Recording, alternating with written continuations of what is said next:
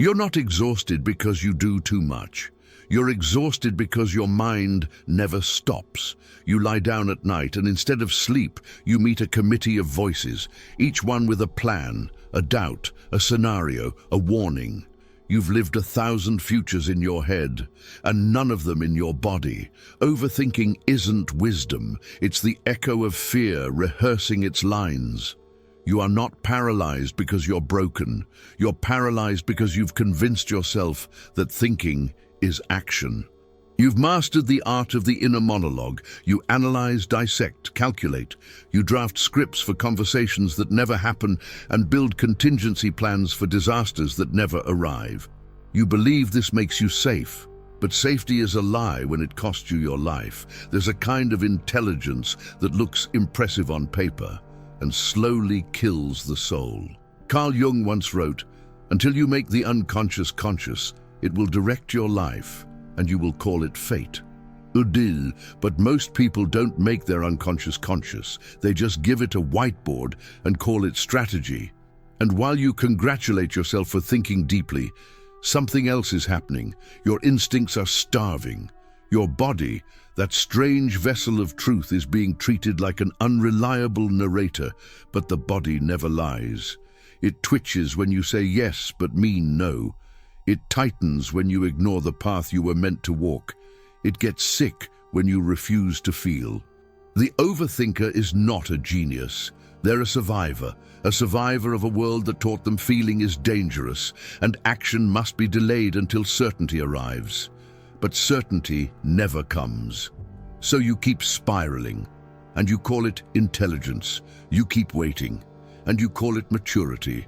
You keep hurting, and you call it preparation. Montaigne once said, "My life has been full of terrible misfortunes, most of which never happened. You know this too well. You weren't born afraid. You learned it.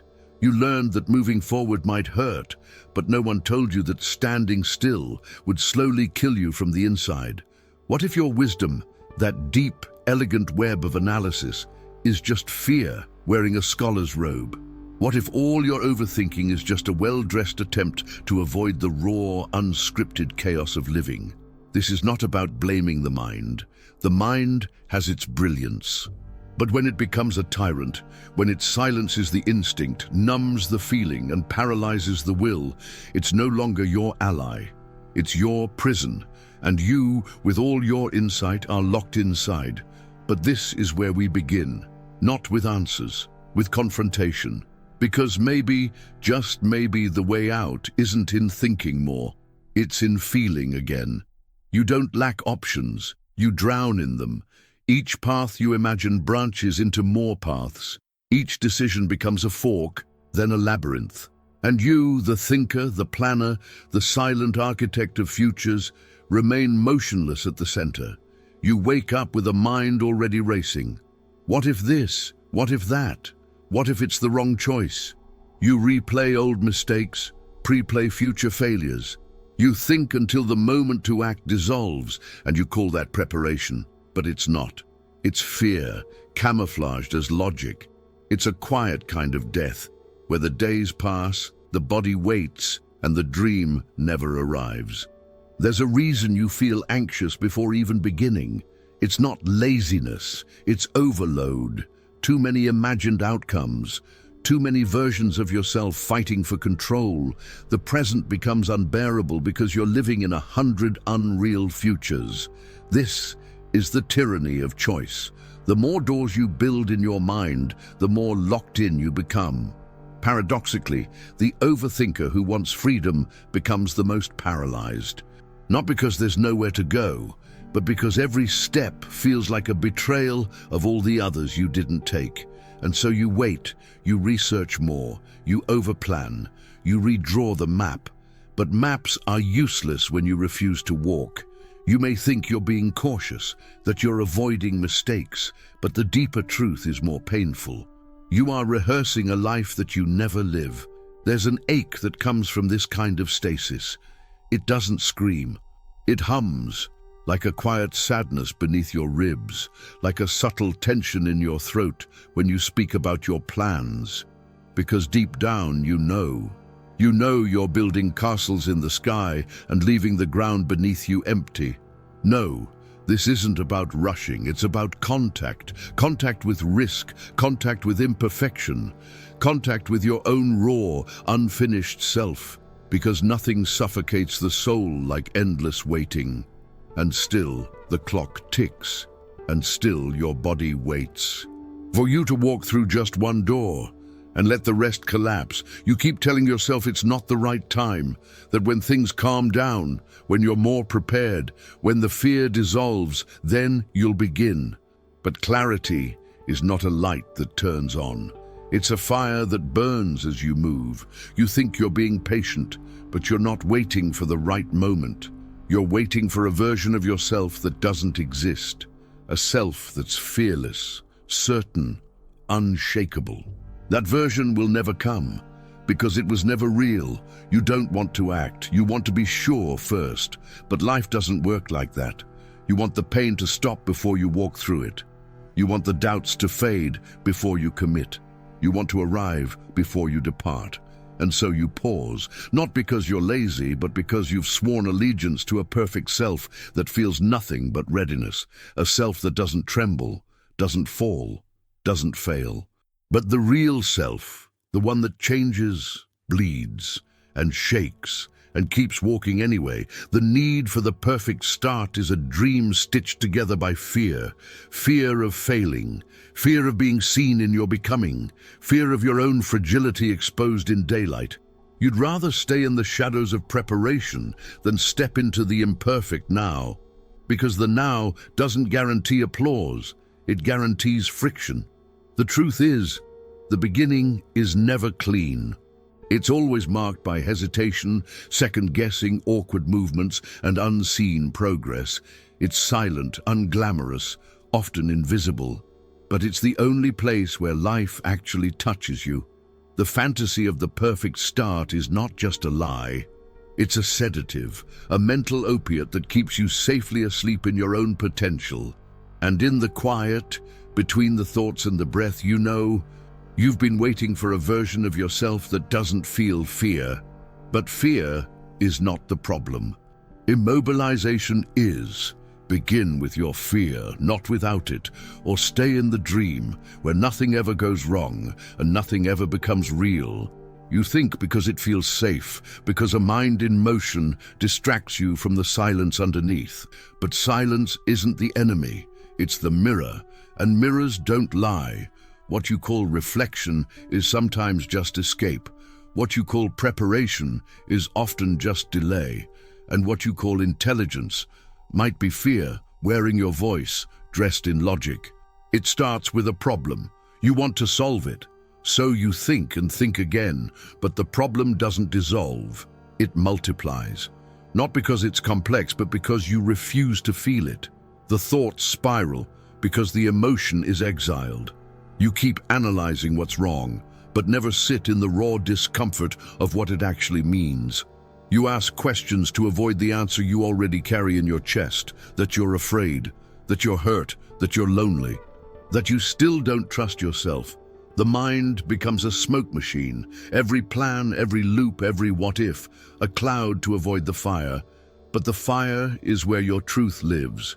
Overthinking seduces you with its sophistication. It makes you feel in control, even as your life slips by. It gives you the illusion of movement while anchoring you in place. You rehearse confrontations you'll never have. Craft perfect explanations for things you'll never say. And imagine lives you'll never live, because the thought of doing them imperfectly terrifies you more than the thought of never doing them at all. But thought is not transformation. It is the echo of experience, not the experience itself. And you can't cry your way through pain with logic. You can only go through it, and that means feeling it, with no analysis, no rescue plan, just presence. The question is not, am I overthinking? The question is, what am I unwilling to feel?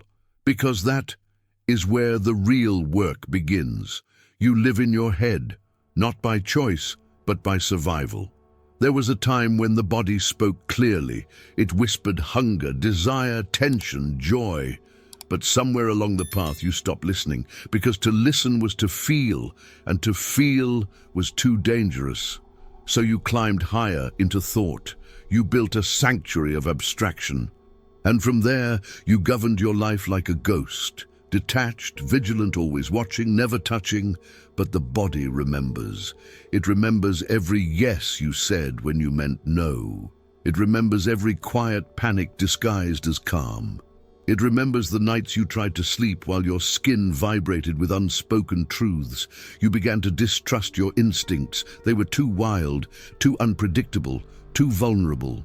So you taught yourself to override them, to think before every move, to consult your mind instead of your bones. But a mind without a body is not free.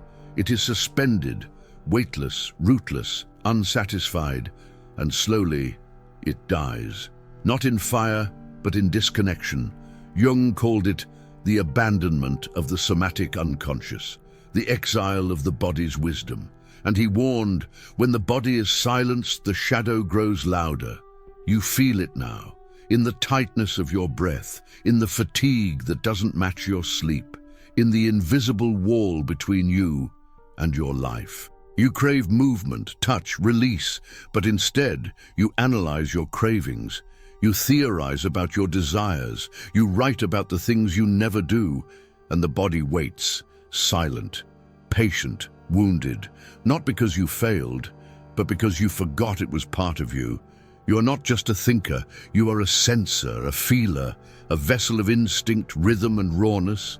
And until you return to your body, to its chaos, its heat, its trembling honesty, no dream will ever feel real. Because without the body, even the most beautiful vision is just a shadow pretending to be alive.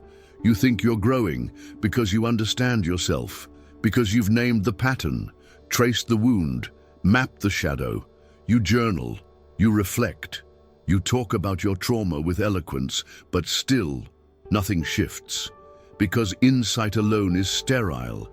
It comforts the ego, but leaves the soul untouched. It becomes a ritual, a performance of transformation, a loop that looks like depth, but never touches the ground. There is a kind of inner work that becomes its own trap, where knowing becomes an excuse for not changing, where awareness replaces embodiment, where you confuse remembering the pain with releasing it.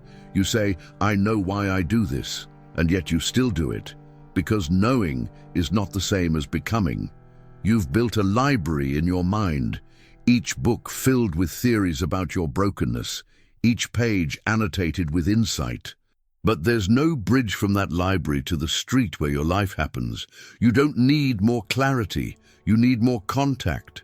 But contact is terrifying, because it strips away your tools. It pulls you out of the intellectual cocoon and into the friction of real change.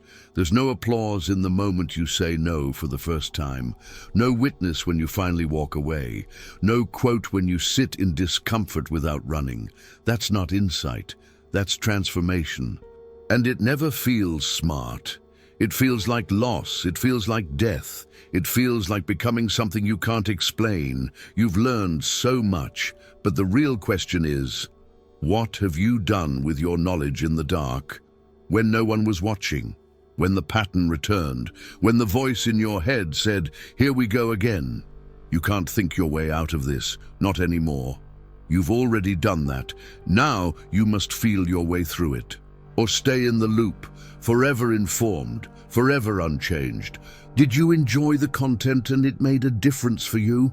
Click on Super Thanks and support our work. There's a voice inside you that sounds like reason.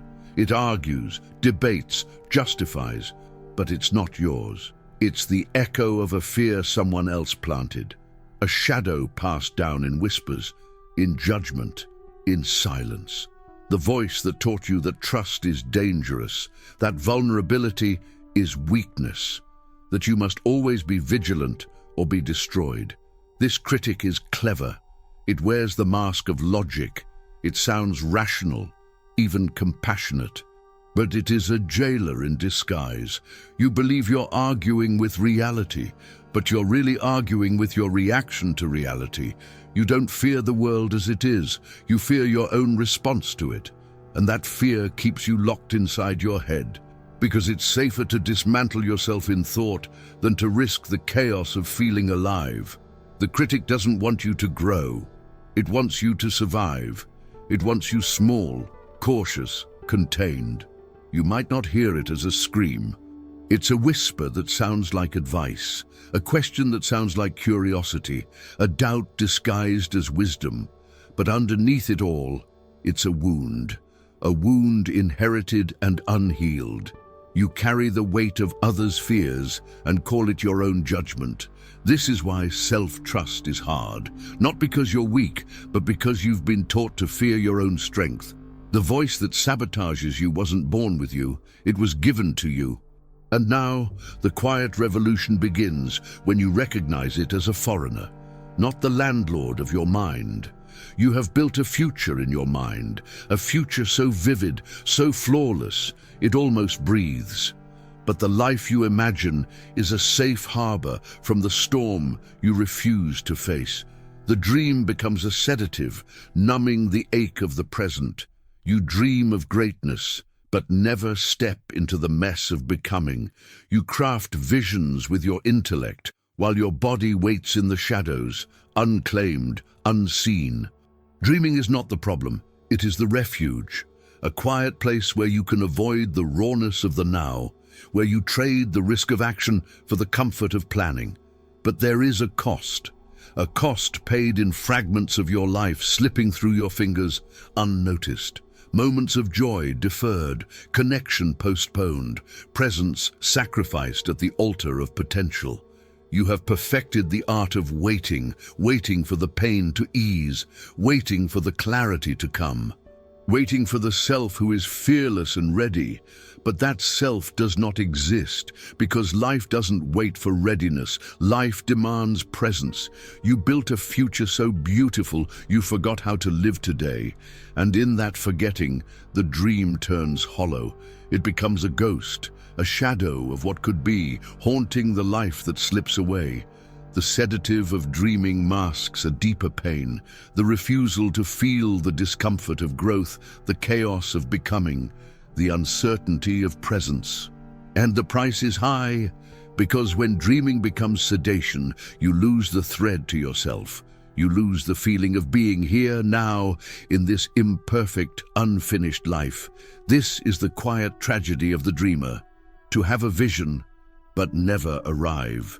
The mind is not the enemy, but the escape into it is. You have learned to hide there, to build walls out of thought, to seek safety in the endless chatter, because feeling is risky. Risk means pain, pain means exposure, and exposure means you might fall apart. So you cling to the familiar refuge of your mind, a place where everything is ordered, controlled, and predictable. But that refuge is also a prison, a cage where your life fades into silence. The way forward is not through answers, not through insight alone. It is through contact. Contact with pain, contact with risk, contact with presence. The raw, unfiltered now. This contact is not comfortable. It trembles at the edges of fear. It shakes the foundations of safety, but it is the only path to freedom. Carl Jung taught that the shadow integrates only through lived experience, not through thinking or reading. You must move into discomfort before you move beyond it. You must feel before you can heal. This might look like a daily act of grounded discomfort, a moment when you let yourself be real even if it hurts. You will realize your clarity is not born from intellectual conquest. It is born from action, not grand action, but the small, trembling steps that break the loop. Each time you choose contact over escape, you reclaim a piece of yourself. You step out of the mind prison. You begin to live. The mind collapses when it forgets how to live. Insight, no matter how deep, is useless if it serves only to insulate. Carl Jung showed us that making the unconscious conscious is not the end. It is the beginning of integration. Pain is not the enemy. Paralysis is. You cannot think your way into freedom. You must feel your way out. Michel de Montaigne said, "A man who fears suffering is already suffering from what he fears. Fear of pain locks you inside a cage of endless thought and avoidance. But the cage has no walls except those you build yourself. You are not your ideas. You are what you touch, what you break, what you feel. You are what you rebuild, with trembling hands and an open heart.